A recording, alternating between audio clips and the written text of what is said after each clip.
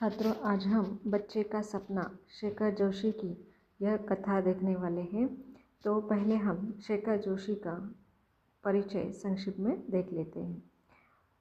शरद जोशी ने कथा लेखन को दायित्वपूर्ण कर्म मानने वाले सुपरिचित इस तरह के वे कवि का जन्म 10 सितंबर 1932 को अल्मोड़ा जनपद उत्तर प्रदेश के ओलिया गांव में हुआ।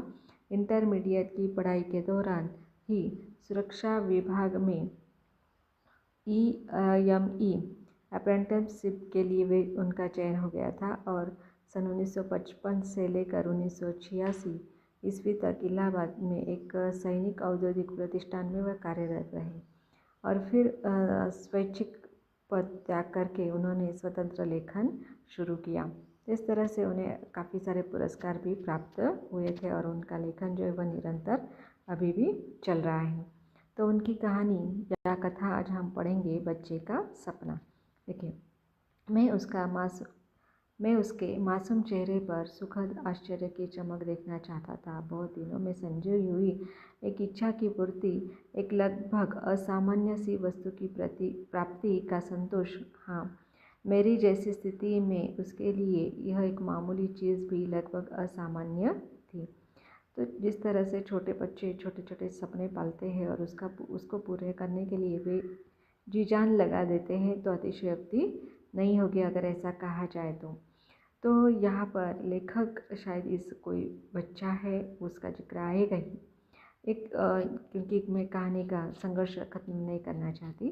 इस तरह से ये जो बच्चा है, इस बच्चे का सपना यहाँ पर लेखक अपनी तरह से पूरा करना चाहते हैं। तो लेखक कहते हैं कि मैं उसके मासूम चेहरे पर सुखद आश्चर्य की चमक देखना चाहता था। बहुत दिनों में संजोई एक इच्छा की पूर्ति, एक लगभग असामान्य सी वस्तु की प्राप्ति का संतोष। तो इस तरह से बच्चों का जब सपना पूरा हो जाता है तो उनकी छोटी छोटी जो ख्वाहिशें होती है, इच्छाएं होती है, वह पूरी होती है और वह असामान्य होती है, यानी लगभग कठिन होती है। तो वह पूरी होने का वह दिन था। हाँ, मेरी जैसी स्थिति में उसके लिए यह मामूली चीज़ भी लगभग असामान्य ही थी। शायद आपको यकीन न हो, पर उसका उद्घाटन पूरे रहस्यात्मक और नाटकीय रूप में करने का इरादा लेकर मैं चला था। तो ज़्यादातर हम ऐसे भी देखते हैं कि घरों में भी जो माँ बाप होते हैं वे अपने बच्चों को एक तरह से छिपा कर उनकी इच्छा पूरी करते हैं। जैसे कल्पना कीजिए कि बहुत दिनों से कोई बच्चा परिवार का किसी चीज़ के लिए जिद कर रहा है और अचानक, यानी काफ़ी मन्नतें करने के बाद भी उसके माता पिता उसे वह चीज़ लाकर नहीं देते। एक दिन अचानक वह चीज़ उससे सरप्राइज़ के रूप में मिल जाती है। तो लेखक भी इसी तरह से करना चाहते थे। लेखक के लिए वह चीज़ बिल्कुल मामूली थी, लेकिन उस बच्चे के लिए असामान्य इस तरह का वह गिफ्ट था। रहस्यात्मक और नाटकीय रूप में करने का इरादा लेकर मैं चला। मेरी योजना थी, पहले मैं उस उपहार के बारे में उससे पहली पूछ कर जानने का प्रयत्न करूँगा कि वह क्या चीज़ हो सकती है जिसकी वह बहुत दिनों से इच्छा थी। तो इस तरह से होता है ना कि मैंने आज तुम्हारे लिए क्या लाया। इस तरह से माँ बाप बच्चों को सवाल करते हैं और वह शायद इतनी जल्दी वह चीज़ को नहीं बोल पाता, तो इसके लिए वह सरप्राइज़ बन जाता है। तो लेखक भी उस बच्चे के लिए ऐसा ही सोच रहे हैं। उत्तर में शायद वह अपनी उन तमाम चीज़ों का जिक्र करती जो उसके लिए स्वप्न बनी रही हो। और होता है, हम देखते कि बच्चे भी इस तरह से अलग अलग चीज़ों को बताते हैं कि वह उन्हें आवश्यक है। शायद वह सभी चीज़ों के नाम न गिन कर केवल उन चीज़ों के नाम गिनती जिन्हें वह अपनी भोली समझ के अनुसार मेरी समर्थ सीमा में समझती हो। तो इस तरह से माँ बाप किस तरह की चीज़ें दे सकते हैं, वह उनकी एक सीमा होती है, माँ बाप की भी और बच्चों की भी। तो शायद वह बच्ची अपनी समझ के अनुसार ही वह चीज़ बताएगी। यदि पहली के पहले चरण में ठीक उत्तर न दे पाई तो मैं उसे उस उपहार का पहला अक्षर सूत्र के रूप में बता दूंगा और फिर आकार प्रकार। तो बिल्कुल सामान्य से इस तरह की घटना है कि कभी कभी हम घरों में भी इस तरह के दृश्य देखते हैं कि माँ बाप किस तरह से जो चीज़ वे लाए हैं छिपा कर अपने बच्चे को सरप्राइज़ देने के लिए, उसका आद्याक्षर पहला अक्षर बताकर कहते हैं ना कि अ से है, देखो मैं तुम्हारे लिए लाया, या अक्षर से तुम बूझो कि ये चीज़ क्या हो सकती है। या अगर कैडबरी है तो क अक्षर से हम उसे एक क्लू देने की कोशिश करते हैं, और अगर उससे उसे समझ में नहीं आया तो उसका आकार और प्रकार भी बताने की कोशिश लेखक करना चाहते हैं। कहीं न कहीं उसकी कल्पना सही उत्तर खोज लेगी और तब मैं उसे अपने झोल से निकाल कर उपहार दे दूँगा और वह किलक कर उसे ले लेगी। यह योजना मैंने कैंटीन में सामान खरीदते वक्त बनाई थी, लेकिन ऐसा नहीं हो पाया। ऐसा अनेक बार होता है कि हम जो सोचते हैं वैसा नहीं हो पाता। शाम को स्टेशन से साइकिल के अड्डे तक और वहाँ से फिर घर तक मैं अपनी कुछ दूसरी की मानसिक उलझनों में खोया खोया सा चलता रहा। एन घर के पास पहुंचकर जब वह मुझे अपनी स्कूल की पोशाक में पीठ पर बोझिला बस्ता लटकाए दिखाई दी, तो मैं एकाएक झोले का ख्याल आया और मैं लगभग घबरा गया। महीने के प्रारंभ में ही वह भारी चोट लग गई थी। मेरा घबराना स्वाभाविक था। मुझे देखकर वह निकट आ गई थी। मैं साइकिल से उतरकर उसके साथ साथ घर की ओर चलता रहा। शायद उसे मेरी उदासीनता खल रही गई थी। इस कारण उसने हमेशा की तरह बाइसिकल पर बैठने की जिद नहीं की। इस तरह से शायद यहाँ पर लेखक उसकी जो चीज़ थी वह ले आना भूल गए थे, और जो वह बच्ची थी वह भी स्कूल से लौटकर आ रही थी, तो दोनों साथ साथ चल रहे थे।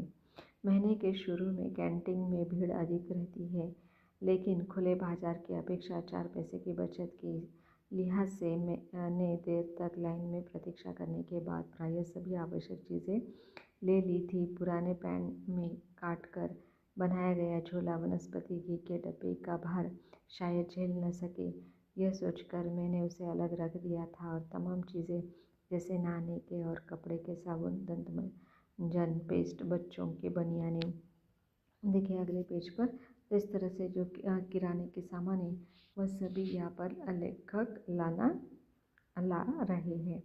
ब्लेड के पैकेट और दूसरी छोटी मोटी ज़रूरतों की चीज़ें झोले का मतलब है थैली में भर ली थी। इन्हीं के साथ इतने चाव से उसके लिए लिया हुआ यह ट्रैफिक के पैकेट भी था, जो शायद वैसा ही रहा होगा जैसे उसने अपनी किसी सहेली के जन्मदिन पर उसके उपहारों में देखा था, भरा पूरा चमचमाता हुआ, जिसमें कभी कभार मिल जाने वाली एक दो नहीं सैकड़ों ट्रॉफियाँ रही होगी। तो इस तरह से यहाँ पर लेखक की यह बेटी है और लेखक अपने बच्ची को बहुत सारी चॉकलेट देना चाहता था, जो एक चमचमाते हुए पैकेट में रहती है। मैंने उदास चेहरा शायद उसकी माँ ने पढ़ लिया मेरा उदास चेहरा शायद उसकी माँ ने पढ़ लिया। औरतों में खासतौर पर जिनकी छोटी मोटी गलतियाँ आप अक्सर खोज खोज कर निकालते रहते हैं, इसी बात की नैसर्गिक प्रतिभा होती है कि वह अपनी किसी बड़ी गलती को, जैसे आप लाख छुपाने की कोशिश करें, तत्काल पकड़ लेती है। अपनी उदासी के कारण छिपाने की कोई ज़रूरत भी नहीं थी, बल्कि मैं चाहता था कि उनकी राय से इसका समाधान ढूंढा जाए। मुझे जैसे किसी सहारे की ज़रूरत थी। तो देखिए यहाँ पर लेखक शायद जो ये कर्म या कार्य कर नहीं पाए हैं, तो उसके लिए वह अपनी पत्नी की सहायता चाहते हैं कि शायद वह अपने बच्चों को समझाए कि वे और किसी दिन यह बहुत सारी चॉकलेट जो चमचमाता हुआ रैपर है उसके साथ लाएंगे। छोड़ो, अब चिंता करके क्या होगा, पत्नी ने सहारा दिया, जैसे उसे चोट को अपने शब्दों की नरमी से सहला दिया हो। मैं उसकी सहानुभूति को मन ही मन आभार मानकर इस तथ्य से अनभिज्ञ नहीं था कि आर्थिक तंगी की स्थिति में यह चोट उधर भी उतनी ही पीड़ा दे रही होगी। तो इस तरह से यहाँ पर शायद अभी यह इसका जो कथानक है वह आगे थोड़ा सा अलग है, जो आप सोच नहीं सकते। तो इस तरह से यहाँ पर लेखक ने अभी तक इस बात को स्पष्ट नहीं किया है। तो लेखक जो यह ट्रॉफी लाने का काम, चॉकलेट लाने का काम नहीं कर पाए हैं, तो उनकी पत्नी शायद ऐसा मानकर चली थी कि वह शायद आगे लेकर आएंगे, क्योंकि हो सकता है कि इनके पास पैसों की कमी हो। इस बेचारी के लिए आज मैं पहली बार टॉफ़ी का डिब्बा लेकर चला था और आज ही अनायास मेरे मुंह से निकल गया, पापा कहीं साइकिल के अड्डे पर तो नहीं छूट गया। वह अब उत्सुक हो उठी। नहीं बेटा, ट्रेन में रह गया। ट्रेन में उतरते समय मैं रोज की तरह अखबार हाथ में लेकर उतर गया था, मुझे ठीक ठीक याद है, और पूरे डिब्बे में मैं अकेला यात्री था, मैंने कहा। इस तरह से यहाँ पर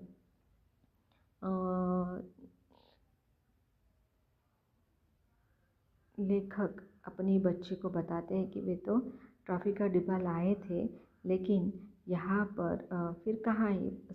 स्वाभाविक है कि उनकी बेटी ने उन्हें पूछा, तो वह कहते हैं कि यहाँ शायद वह ट्रेन में ही रह गया होगा, और लड़की कहती है कि साइकिल के अड्डे पर रह गया होगा। तो लेखक इस बात को स्पष्ट करते हैं कि नहीं, रेलगाड़ी में ही रह गया होगा, वे अकेले थे और अखबार उनके हाथ में था, तो उसके चक्कर में वह डिब्बा वहीं पर रह गया। रेल तो अब चली गई होगी, उसने फिर कहा, और साथ ही पत्नी की आंखों में भी जैसे यह प्रश्न क्रोन गया। देखिए यहाँ पर उनकी पत्नी को भी अभी ये स्पष्ट हुआ कि उन्होंने टॉफ़ी का डिब्बा लाया था जो ट्रेन में छूट गया था। ट्रेन कहाँ जाएगी, वह तो लोकल है, लेकिन अब तक कहाँ वहाँ धरा होगा। मेरे स्वर में थोड़ी झल्लाहट आ गई थी। इस तरह से यहाँ पर बच्चे अभी एक ही प्रश्न को बहुत खुरेदते हैं, तो इसी को आगे दोहराते हुए उनकी बेटी ने कहा कि वह तो वहीं पर होगा ट्रेन में। तो ऐसी स्थिति में अब वह ट्रेन तो काफ़ी आगे निकल गई होगी, लेकिन शायद किसी ने उसे उठा लिया होगा। इस तरह से लेखक वहाँ थोड़ा चिढ़ गए हैं। उसकी जिद और पत्नी का समर्थन था कि मैं उससे साथ लेकर फिर स्टेशन आ पहुँचा। जिस प्लेटफॉर्म पर मैं उतरा था वहाँ अब ट्रेन नहीं थी। अपने अनुभव के आधार पर मैंने दूर यार्ड की ओर नज़र दौड़ाई। बिना इंजन के कई डिब्बों की कतारें लगातार पटरियों पर लगी हुई थी। अब इन कतारों में मैं अपनी लोकल ट्रेन को पहचान पाना बहुत आसान नहीं था, लेकिन अब वहाँ तक लौट आने के बाद थोड़े प्रयास करने के लिए मुँह मोड़ना मुझे अच्छा नहीं लगा, और बच्ची का हाथ पकड़कर पटरी चलते ही यार्ड पर पहुंच गया। पुराने डिब्बों को जोड़ तोड़कर बनाई गई लोकल ट्रेनें पहचानने में विशेष दिक्कत नहीं हुई थी, लेकिन यह निश्चित कर पाना कि मेरे लिए कठिन सा था कि वह कौन सा डिब्बा था जिसमें मैंने सांझ को यात्रा की थी। बारी बारी में हम प्रत्येक डिब्बे पर घूमकर अपनी आँखों में से प्रत्येक सीट के ऊपर नीचे देखकर थक हार लौट आए। प्लेटफॉर्म पर वापस लौटने पर देखा 5-6 मैले कुचले छोकरे अध फटे ताशों की जोड़ी लेकर खेल में जुटे हुए हैं। एक बच्चे ने बीड़ी सुलगा कर लंबा कस लिया और अपने गालों को फुलाकर धुएं के गोल छल्ले हवा में दौड़ा दिए।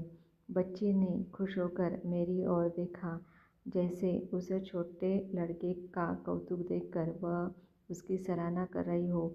उसके पैर धीमे चलने लगे और मैं भी अनजान ही वहाँ रुक गया। शायद बच्ची की प्रशंसात्मक दृष्टि का असर था, या फिर उसकी ही मौज थी कि बार बार से सभी ने बीड़ी का यह खेल खेलने की कोशिश की। कुछ सफल हुए, कुछ केवल इंजन की तरह मुंह से धुआं निकल कर रह गए। अपने ताश के खेल में वे फिर मग्न हो गए। अपने फटते चिथड़ों, कालिखों, पूते हाथ पैरों और झंकाड़ बालों के बावजूद उनमें से प्रत्येक खिलाड़ी शिकारी किसी मुद्रा में बैठा था, और हर दाव पर चिवट से लड़ने का भाव उनके चेहरे पर तैर रहा था। अभी हम खड़े ही थे कि एक गाड़ी झुक झुक करते सामने आ गई। लड़कों का खेल एकाएक बंद हो गया और सब दौड़कर चलती गाड़ी में अलग अलग डिब्बों में चढ़ गए। तो इस तरह से हमने देखा कि लेखक और उन्होंने अपनी बच्ची को साथ लाया था कि किस तरह की वह जो ट्रॉफ़ी का डिब्बा था उसे ढूंढने के लिए वे आए थे। तो उन्होंने एक दृश्य देखा कि जो 4-5 बच्चे हैं वह भूखे नंगे या किस तरह से सिगरेट पी रहे हैं, ताश खेल रहे हैं। ये दृश्य का वर्णन किया गया है। और सभी इस तरह से ताश खेल रहे थे कि वे जीत जाएंगे। और ऐसी स्थिति में यहाँ पर उन्होंने जब एक गाड़ी आते हुए देखी तो उन्होंने अपना खेल समेटकर उस गाड़ी में वे बैठ गए। घर लौटाने से पहले हारी हुई बाजी का आखिरी दांव लगा लेने की इच्छा को वे न रोक सका। स्टेशन के बाहर निकलने से पहले इस घटना को रिपोर्ट रेलवे पुलिस के कार्यालय में लिखने के उद्देश्य में जब मैं प्लेटफॉर्म के आखिरी सिरे पर बने हुए उस कार्यालय में पहुंचा तो वहां पर केवल एक सिपाही बैठा हुआ था। मैंने संक्षेप में उसे अपने आने का उद्देश्य बताया और रिपोर्ट दर्ज कर लेने का अनुरोध किया। हाँ, रिपोर्ट लिखानी है, किस बात की? उसने इस प्रकार पूछा जैसे जो कुछ मैं बता चुका था वह उसने सुना ही न हो। मैंने बताया ना कि मेरा झोला ट्रेन में छूट गया था। किस ट्रेन में? लोकल में 5 बजे आती है। तो अब तो का उत्तर क्या देता? लगा कि मुझे उसने टालने की गरज से निरर्थक बातों में उलझा रहा हो। आपका टिकट कहाँ है? उसने चुस्ती से पूछा जैसे हकीकत का क्रम शुरू कर रहा हो। मेरा सीज़न टिकट है। जेब से टिकट निकाल कर मैंने उसकी तरफ बढ़ा दिया। तो यहाँ पर लेखक ने उसे भी पुलिस में रिपोर्ट लिखाने की कोशिश की है, इसका वर्णन किया गया है। और इस बच्ची का उसने अपनी तहकीकात जारी रखी। यह मेरे साथ नहीं थी, अब घर पर थी। मैंने आपको बताया ना कि मैं घर जाकर फिर लौटा हूँ। मैंने उसे समझाने का प्रयत्न किया, लेकिन अभी तो आप उसके साथ स्टेशन के अंदर हैं। उनके स्वर में कुछ सख्ती थी। अपनी गलती का एहसास मुझे होने लगा था और मुझे लगा कि बच्ची के हाथों में पकड़ सख्त हो गई है। शायद वह घबरा रही थी, जिसे उसने इस प्रसंग को एक बार की छोड़ दिया और सामान का विवरण पूछने लगा। तो इस तरह से आप जानते हैं ना, बिना टिकट कोई भी प्रवासी, जिसे हम प्लेटफॉर्म टिकट कहते हैं, वह प्लेटफॉर्म पर भी नहीं जा सकता। इस तरह का एक नियम उनका होता है। वह उस बच्ची का टिकट पूछ रहे हैं। फिर उसे छोड़कर यहाँ पर लेखक उस पुलिस वाले से देखिए बातचीत में क्या कह रहे हैं। हाँ, तो घी, साबुन, तेल, बनियान कितने थी? 6 साइज़ यही रही होगी। 2 मेरे नाप की, 2 14-15 साल के लड़के की नाप की और 2 8-10 साल के लड़के की नाप की। और क्या क्या था? वह जैसे सामान के बारे में कुछ रुचि लेने लगा था। मैंने सारा विवरण उसे दे दिया तो रिपोर्ट लिखने के बजाय उसने एकाएक प्रश्न किया, आपके पास माचिस है? नहीं, मैं बीड़ी सिगरेट नहीं पीता। मैंने अपनी सफाई दी। अच्छा, तो आप बीड़ी सिगरेट नहीं पीते? उसने कहा और उठकर दरवाजे तक आ गया। उसके इस वाक्य में मुझे एक बार की उपेक्षा, तिरस्कार और अधिकार की गंध लगी। अब मुझे अपने आप झुलझुलाहट होने लगी और मैं वहाँ से निकल जाना चाहता था। बाबू साहब, यह स्टेशन है, 1000 तरह के लोग आते जाते हैं। सामान में आपका नाम तो नहीं लिखा है। साधारण सामान है, कोई भी अपने थैले में डाल कर ले गया होगा। प्लेटफॉर्म पर खोमचे वाले छोकरे होकरे से पूछ लीजिए, किसी ने तो नहीं देखा। उसने मुझे निपटाने के लिए जैसे ये शब्द कह गए थे। मैंने राहत की सांस ली और लेट गया। चलती गाड़ी में चढ़ते हुए उन छोकरों की स्मृति बार बार मन में क्रुंज जाती थी। हो सकता है लोकल में पहुंचने पर भी वे ऐसे ही एक एक डिब्बे में पहुंच जाते होंगे। अपनी व्यस्तता में मैंने ट्रेन में उतरते समय इस बात का ध्यान नहीं दिया था। हो सकता है कि मैं इनमें से ही किसी ने मेरे हाथ का सामान लग गया होगा और दौड़ धूप सफल हो गई हो।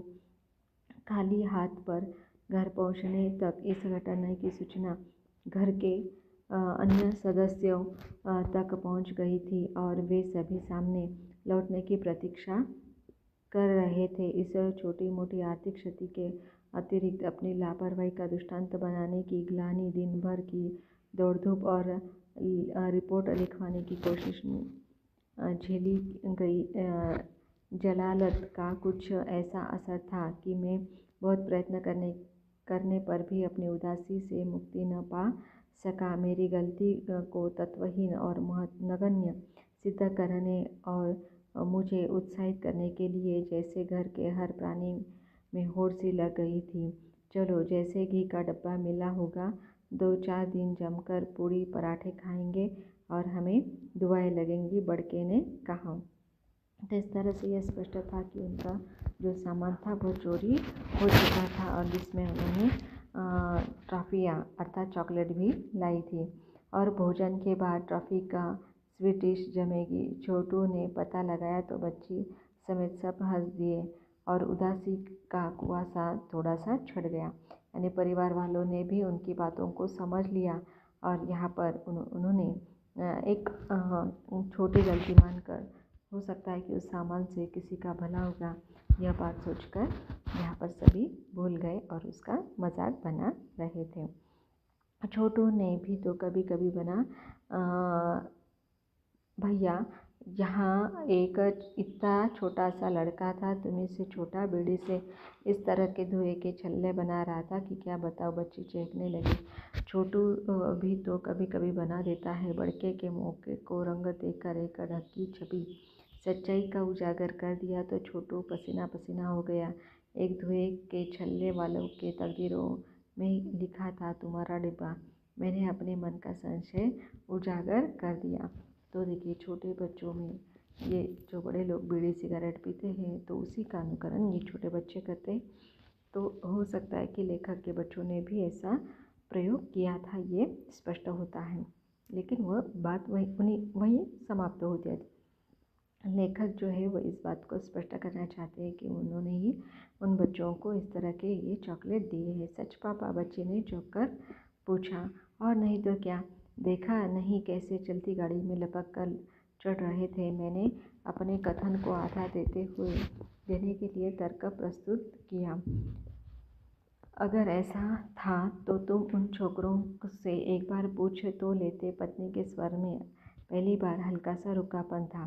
तो स्पष्ट ही लेखक यह कहना चाहते हैं कि इन बच्चों ने ही उनका डिब्बा और सामान चुराया होगा।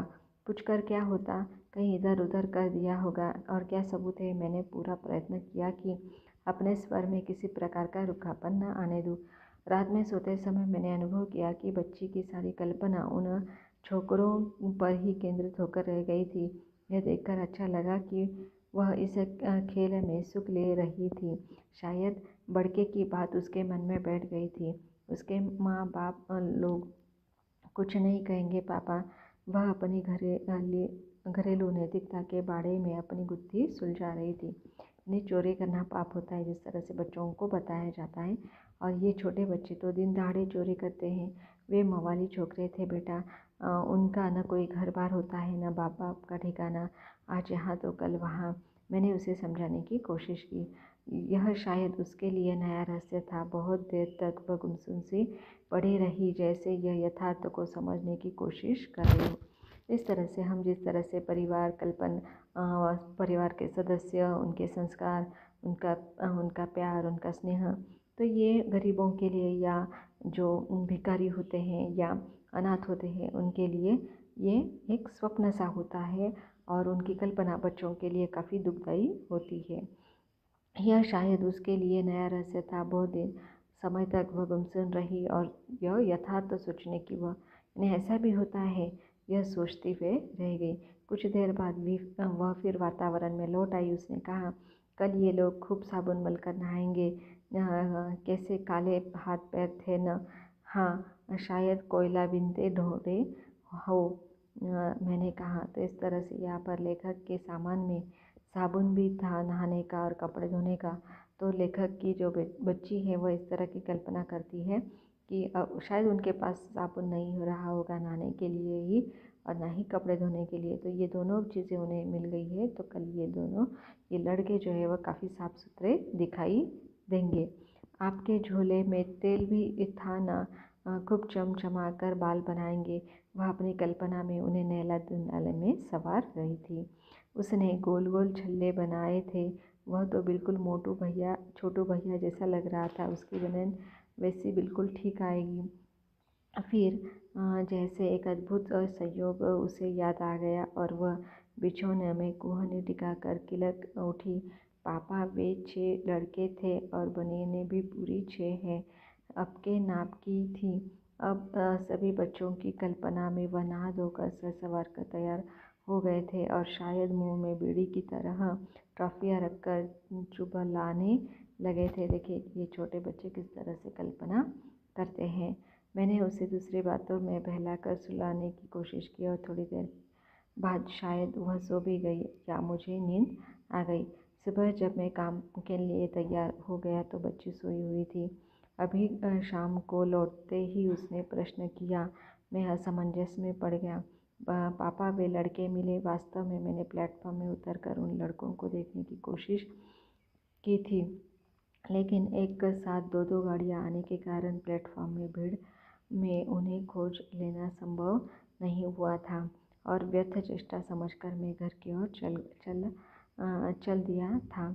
इस बात का विश्वास हो जाने पर भी कि मेरा झोला उन छोकरों के हाथों में पड़ गया होगा, मैं इस बात से अनभिज्ञ नहीं था कि सजने संवरने की अपेक्षा उनकी प्राथमिकता पेट की होगी और वह सामान आने पौने में किसी खोमचे वाले या ढाबे वाले के हाथों में जा चुका होगा।